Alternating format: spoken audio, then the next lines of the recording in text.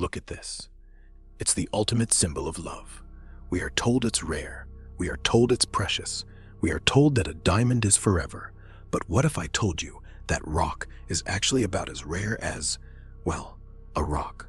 What if I told you that the reason you spent 2 months' salary on that ring isn't because of romance, but because of a marketing campaign launched in 1938 to save a failing company? The truth is, diamonds are not rare. We have mountains of them.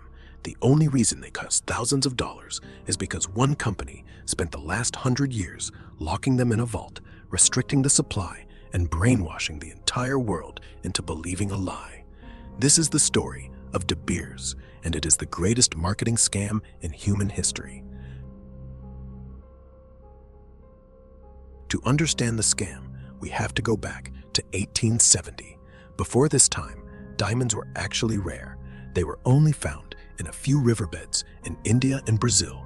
If you had a diamond in 1850, you were basically royalty. But then, they discovered the diamond mines in Kimberley, South Africa. They didn't just find a few diamonds, they found tons of them, literally tons. Suddenly, the market was flooded. It was basic economics. When supply goes up, price goes down. The financiers in London panicked. They realized that if people found out how common diamonds actually were, the price would crash to zero. Diamonds would become semi-precious stones like turquoise or topaz, nice to look at, but cheap. They needed a way to stop the price from crashing. They needed a monopoly. Enter Cecil Rhodes. Rhodes was a ruthless businessman who understood one thing: competition kills profit. His goal was simple: buy every single mine. If you own all the mines, you own all the diamonds. And if you own all the diamonds, you decide the price. By 1888, his company, De Beers, controlled 90% of the world's diamond supply. This was the birth of the cartel. For the next century, De Beers operated a simple strategy. If demand dropped, they closed the mines. If new mines were discovered in other countries, De Beers bought them immediately to shut them down. They created artificial scarcity. The diamonds were there, but you weren't allowed to have them. But controlling the supply didn't just mean buying mines. Sometimes it meant funding monsters. You've probably heard the term blood diamond, but you might not realize how deeply De Beers was involved in it. In the 1990s, brutal civil wars were raging in Sierra Leone and Angola. Warlords forced civilians to mine for diamonds at gunpoint, using the gems to buy weapons and massacre entire villages. De Beers didn't care where the diamonds came from. They only cared about one thing: keeping them off the open market. If a warlord flooded the market with cheap diamonds to buy AK-47s, the price of your engagement ring would drop. De Beers couldn't let that happen. So for years, their buyers sat in back rooms in Africa, buying up these illicit stones. By purchasing these diamonds, the cartel effectively kept the wars running. They prioritized the price of a rock over human lives. It wasn't until the bad PR became a nightmare in the early 2000s that they introduced the Kimberley process to certify diamonds as conflict-free. But many experts argue this is just a rubber stamp to make Western buyers feel better. But in the 1930s, De Beers faced a new problem. The Great Depression hit. People in Europe and America were broke. They were buying bread, not shiny rocks. Diamond prices collapsed. De Beers was sitting on a vault full of inventory that nobody wanted. They needed to convince Americans to buy diamonds, even when they had no money. So in 1938, Harry Oppenheimer, the son of the founder, flew to New York City and hired the ad agency N.W. Ayer. Their mission? Create a situation where almost every person pleading marriage feels compelled to acquire a diamond engagement ring. Note the word compelled, not wants to, has to. In 1947, a copywriter named Francis Garrity came up with 4 words that changed the world. A diamond is forever. It sounds romantic, right? Wrong. It was economic strategy. De Beers was terrified of the second-hand market. If people started selling their old diamonds, the price would crash. They needed to convince you that selling a diamond was a sin. A diamond is forever didn't mean your love is forever. It meant do not resell this stone. If the diamond is forever, it stays in your family. It stays out of the market. It secures the price. The marketing manipulation didn't stop at engagement rings. In the 1960s, De Beers faced a new crisis. They had made a secret deal with the Soviet Union to buy all their diamonds. But there was a problem. The Soviet diamonds were tiny. They were usually under half a carat. You couldn't put them in a big solitaire engagement ring. De Beers was stuck with millions of tiny rocks they couldn't sell. Did they throw them away?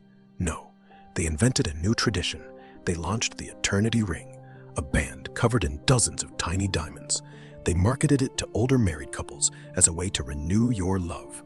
Suddenly, the ads changed. It wasn't just about getting engaged. Now, if you wanted to stay married, you needed another ring.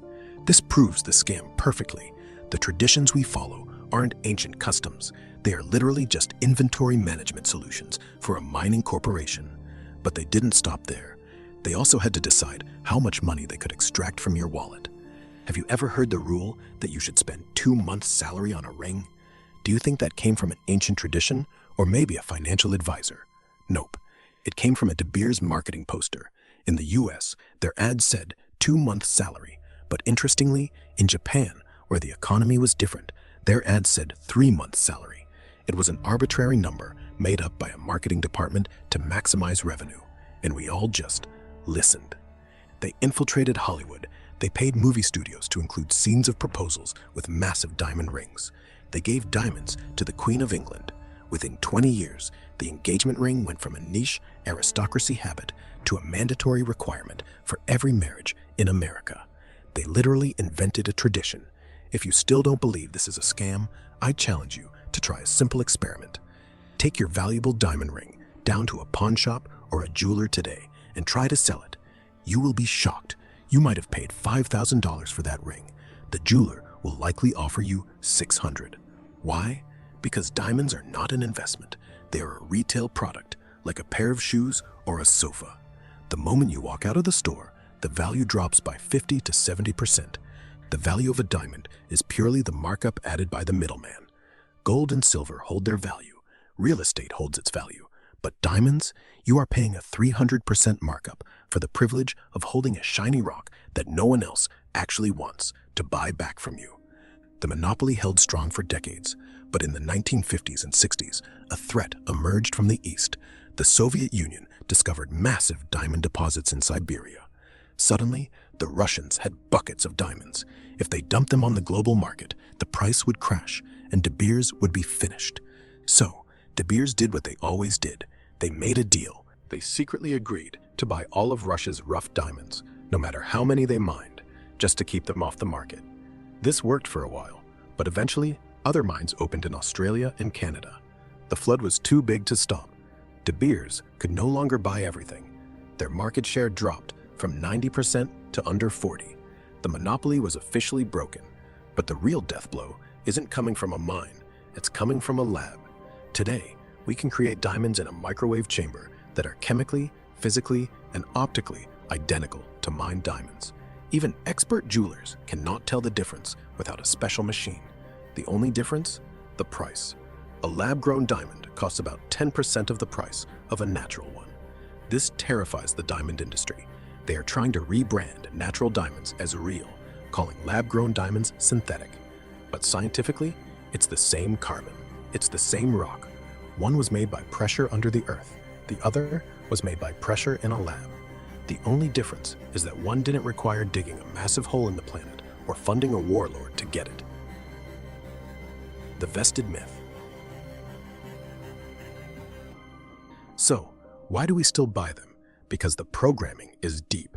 When you look at a diamond, you don't see a rock. You see a promise. You see status. You see love.